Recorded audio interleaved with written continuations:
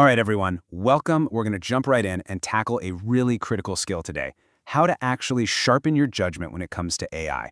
We're going to build a mental model, a framework that's going to help you cut through all the noise and make way smarter, more precise decisions. Okay, let's get into it. So I want you to picture a scene that I guarantee you is happening in an office somewhere right now. An executive stands up and says, "We need to adopt AI." An engineer chimes in, "Great, we're already using TensorFlow." Then a product manager proudly announces, "We just integrated the GPT-4 API." And you know what happens? Everyone in the room just nods. But here's the kicker. Absolutely no one is talking about the same thing. Does that hit a little too close to home? If it does, you are definitely not alone. And look, this isn't just some funny communication mix-up. This is a massive business problem. This kind of confusion leads to incredibly costly mistakes. I'm talking about buying the wrong vendors, blaming the wrong part of the system when it inevitably breaks, and pouring millions into projects that were basically doomed from the start. But there is a solution, and it's actually pretty simple. What we all need is a shared map, a common blueprint that gets everyone speaking the same language. We call it the AI technology stack. Once you see this framework, I promise you'll be able to instantly pinpoint where any AI conversation, tool, or problem fits. And that, right there, changes the entire game. So let's take a quick tour of this stack. We're going to walk through 6 totally distinct layers, starting way down at the nuts and bolts, the physical foundation, and work our way all the way up to what your customers and users actually see and interact with. And here they are, all 6 layers in one shot. We've got infrastructure, data, models and algorithms, MLOps, orchestration, and finally, applications. Just think of this as our roadmap. We're about to break down exactly what each one of these really means. Okay, let's start at the very bottom. Layer 1, infrastructure. This is the bedrock. It's the actual physical hardware, the compute, the storage, the networking that you get from providers like AWS or Google Cloud or Azure. Now, you might not manage this layer yourself, but you have to understand that its limits are your limits. It dictates everything about your project's cost, speed, and how big it can eventually get.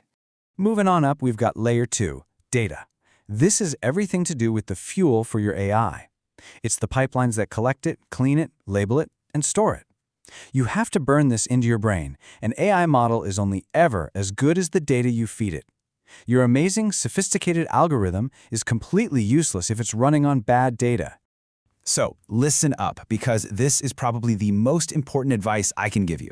If you take one thing away from this whole thing, let it be this. Always, always start your questioning at the data layer. In all my years as a consultant, I can tell you that this is where the vast majority of AI projects either find success or, let's be honest, where they completely fall apart.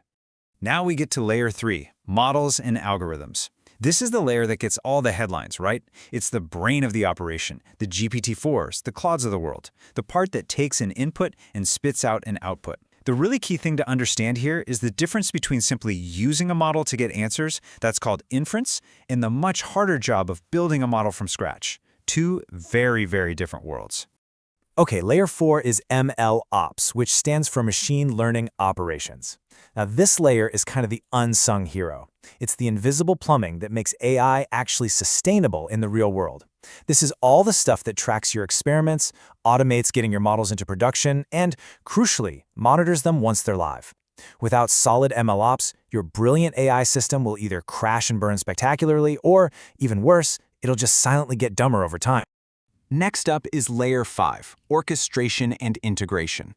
The best way to think about this layer is as the glue. See, a modern AI app isn't just one model floating in space. This layer is what connects that model to everything else. Other tools, different data sources, your company's specific business rules. It turns a cool piece of tech into an actual functional workflow. And that brings us to the very top of the stack, layer 6, applications and user interfaces. This is the part everyone sees. The chatbot window, the data dashboard, the editing tool. This is the final step, and it's where all the incredible work and value from the 5 layers below is either delivered perfectly or totally lost because of a bad user experience. All right, so that's the theory. Now for the fun part. Let's see how this stack actually works in the wild.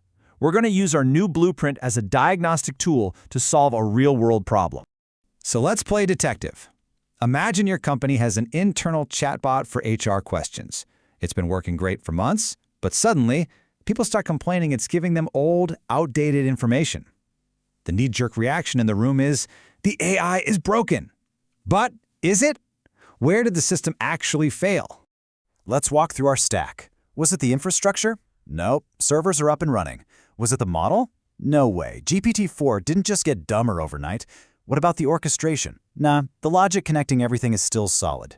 By running through the layers, we can quickly rule things out and boom, we find the real problem. It was a failure at the data layer. A simple data sync pipeline broke during a software update, meaning the model was working perfectly just with old documents. The stack took us straight to the root cause in minutes. You see how powerful this is? Using the stack helps us sidestep some of the most common and, frankly, most dangerous traps people fall into when thinking about AI. So let's debunk a couple of the big ones right now. Okay, the first and by far the biggest trap is this belief that the model is the product. It's so easy to fall into this, right? We get obsessed with finding the absolute smartest, most powerful model out there. But here's the reality. The model is just one ingredient. It's the entire system around it that actually determines success. I'll say it again. A mediocre model inside a well-designed system with great data, good MLOps, and a thoughtful UI will beat a state-of-the-art model in a terrible system every single time. The second huge trap is the set it and forget it mentality. You know, the idea that we build the thing, we launch it, and then we high-five and move on to the next shiny project, assuming our work is done. Well, the hard truth is that AI systems aren't like buildings. They're more like gardens. They degrade. The world changes, the data changes, how people use your product changes. The entire reason the MLOps layer exists is to handle this reality, to provide the constant care, feeding, and monitoring that every single AI system needs to stay relevant and effective. Okay, so let's put this all together into a practical playbook, a simple checklist you can start using in your very next AI conversation. Here it is. 1. When something goes wrong, force yourself to name the layer first. 2. Use this stack as a checklist when you're vetting new vendors. Are they just selling you a model or a full-stack solution? 3. Assign clear ownership by layer. Someone owns data, someone owns MLOps. 4. Design for the whole stack from the very beginning. And 5. Don't overcomplicate things. Match the complexity of your stack to the problem you're trying to solve. And all of this leads to the single most important insight I want you to walk away with. The AI technology stack. It's not just some technical diagram for the engineers. It's a business tool. More than that, it's an accountability map. It tells you exactly who owns what, where the real risks are hiding, and where genuine value is being created. So I'm going to leave you with one final powerful question, a question I want you to ask in your next meeting.